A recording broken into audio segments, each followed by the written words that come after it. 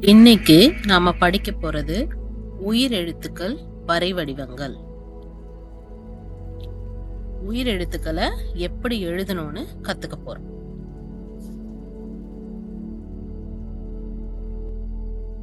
முதல்ல சுழி. ஆ எழுதும் போது முதல்ல சுழியில தான் ஆரம்பிப்போம். சுழின்றது ஒரு சர்க்கிள் மாதிரி இருக்கும். ஸோ முதல் இது சுழி. அடுத்து கீழ்பிறை. இதை ஏன் கீழ்பிறைன்னு சொல்றாங்கன்னா, ஒரு நிலா மாதிரி இருக்குல்ல, நிலா மாதிரி இருக்கிறதுனால நிலா பிறை அப்படின்னு சொல்லுவாங்க. அதாவது கிரெசன்ட் மூன். ஸோ பிறை, அதுவும் அது கீழ் நோக்கி நகர்றதுனால கீழ்பிறை. படுக்கை கீற்று. படுக்கை கீற்று அப்படின்னா ஸ்லீப்பிங் லைன். கீற்றுனா லைன், படுக்கை ஸ்லீப்பிங். ஸோ இது ஸ்லீப்பிங் லைன். அடுத்து ஏறு கீற்று. நான் ஆல்ரெடி சொன்னேன், கீற்றுனா லைன், இது மேல் நோக்கி ஏறுறதுனால ஏறு கீற்று. இறங்கு கீற்று. இது கீழ் நோக்கி வர்றதுனால இறங்கு கீற்று. இப்போ நம்ம ஆக்கு ஃபுல்லா சொல்லி பார்ப்போமா? சுழி, கீழ்பிறை, படுக்கை கீற்று, ஏறு கீற்று, இறங்கு கீற்று. அடுத்தது ஆ. ஆவும் மறுபடியும் சுழியில தான் ஆரம்பிக்கும். சுழி, நிலா மாதிரி இருக்கிறதுனால, அதுவும் கீழ் நோக்கி வர்றதுனால கீழ்பிறை. படுக்கை கீற்று, ஏறு கீற்று, இறங்கு கீற்று, கீழ்பிறை, சுழி. இப்ப மறுபடியும் ஒரு தடவை சொல்லி பார்ப்போமா? சுழி, கீழ்பிறை, படுக்கை கீற்று, ஏறு கீற்று, இறங்கு கீற்று, கீழ்பிறை, சுழி. அடுத்தது ஈ. ஈ ஆரம்பிக்கிறதும் சுழியில தான். சுழி, கீழ்பிறை, படுக்கை கீற்று, மேல் விலங்கு. விலங்குன்றது ஒரு ஹேண்ட் கஃப் மாதிரி, கையில போடுற ஹேண்ட் கஃப் மாதிரி. ஸோ அது எப்படி இருக்கோ, வளைந்து இருக்கும்ல, அதுவும் இது மேல் நோக்கி போறதுனால மேல் விலங்கு. இப்ப மறுபடியும் ஈக்கு சொல்லி பார்ப்போம். சுடி, கீழ்பிறை, படுக்கை கீற்று, மேல் விலங்கு. அடுத்தது ஈ. அது ஆரம்பிக்கிறதுக்கு ஏறு கீற்று, படுக்கை கீற்று, இறங்கு கீற்று. சுழி, மறுபடியும் இன்னொரு சுழி. இப்போ ஈக்கு சொல்லி பார்ப்போமா? ஏறு கீற்று, படுக்கை கீற்று, இறங்கு கீற்று, சுழி, சுழி. அடுத்தது ஊ. இந்த வடிவத்தோட பெயர் கொம்பு. ஒரு கொம்பு மாதிரி இருக்கிறதுனால இது பெயர் கொம்பு. கொம்பு, படுக்கை கீற்று. இப்போ ஊக்கு சொல்லி பார்ப்போமா? கொம்பு, படுக்கை கீற்று. அடுத்தது ஊ. ஒரு கொம்புல தான் ஆரம்பிக்கும், அதனால கொம்பு, படுக்கை கீற்று, கொம்பு கால். இதுவும் ஒரு கொம்பு மாதிரி பக்கத்துல ஒரு கால் போட்டிருக்கிறதுனால கொம்பு கால். இப்ப மறுபடியும் ஊக்கு சொல்லி பார்ப்போமா?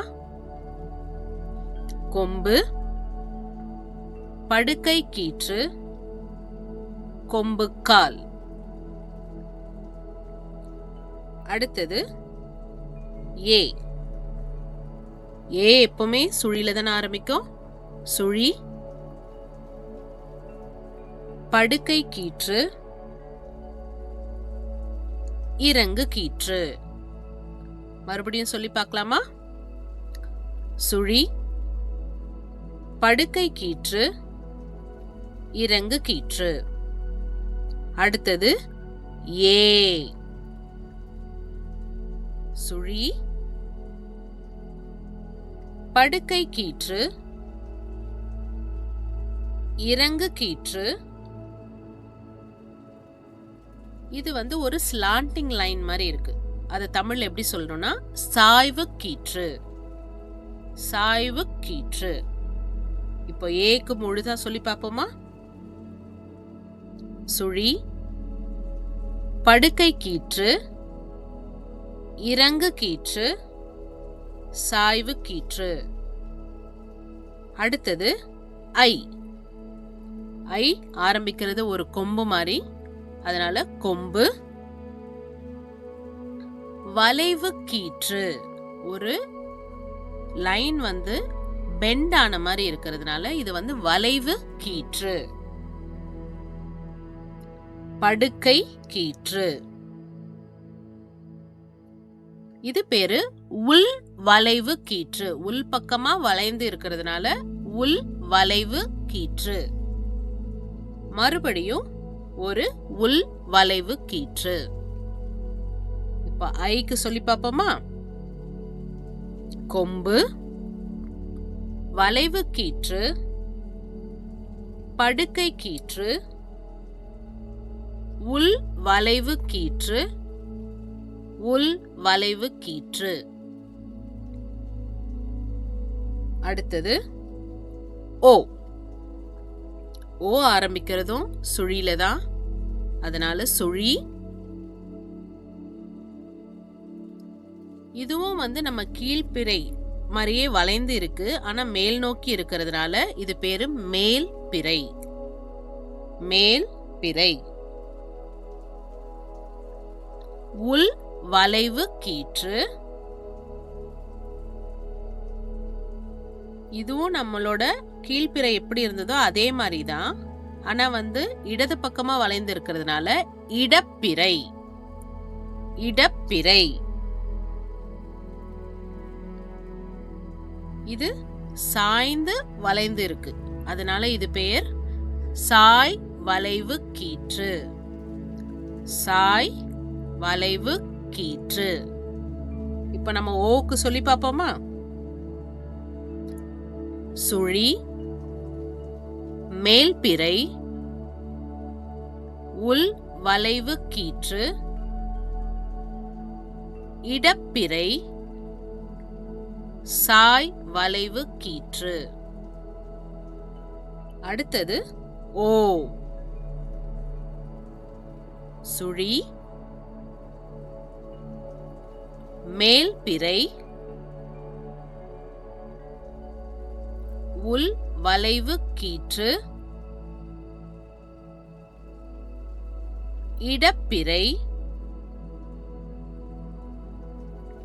சாய் வளைவு கீற்று, சுழி. இப்போ ஓக்கு முழுசா சொல்லி பார்ப்போமா? சுழி, மேல் பிறை, உள் வளைவு கீற்று, இடப்பிறை, சாய் வளைவு கீற்று, சுழி. அடுத்தது ஔ. ஔ ஆரம்பிக்கிறது ஒரு சுழியில தான். சுழி, மேல் பிறை, உள் வளைவு கீற்று, இடப்பிறை, சாய் வளைவு கீற்று, கொம்புக்கால். பாவுக்கு முதல்ல சொல்லி பார்ப்போமா இப்போ? சுழி, மேல் பிறை, உள் வளைவு கீற்று, இடப்பிறை, சாய் வளைவு கீற்று, கொம்புக்கால். நன்றி.